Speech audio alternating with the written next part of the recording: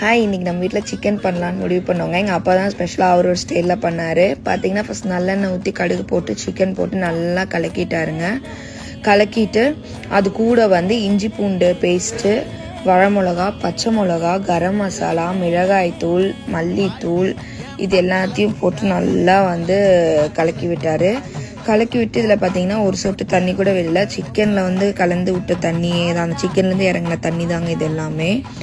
So இதெல்லாம் போட்டு நல்லா வந்து மிக்ஸ் பண்ணிவிட்டு இது கூட வெங்காயம் தக்காளி வந்து தனியாக வதக்குனார்.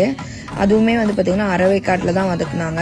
ஏன் அது கூட நான் பண்ணலான்னு கேட்டப்போ அப்பா என்ன சொன்னான்னா, அதை ஃபஸ்ட்டு போட்டு தாளிக்கும் போது அதோட டேஸ்ட் தான் தெரியுமே தவிர சிக்கனில் வந்து மசாலாலாம் இறங்காது, அதனால தான் நம்ம இந்த மாதிரி பண்ணுறோம் அப்படின்னு சொன்னாங்க. ஸோ இந்த மாதிரி தக்காளி வெங்காயம் எல்லாம் போட்டு நல்லா கலக்கியாச்சுங்க.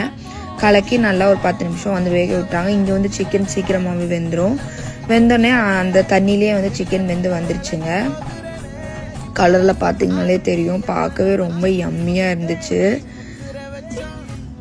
ஆனதுக்கப்புறம் இது கூட வந்து கருவேப்பிலை கொத்தமல்லி போட்டு சுட சுட இறக்கி நல்லா சாப்பாடு வச்சு பரோட்டா வச்சு சாப்பிட்டோங்க. ரொம்ப நல்லா இருந்துச்சு. இந்த மாதிரி நீங்களும் சொல்லும் இது கூட தெரியாதா?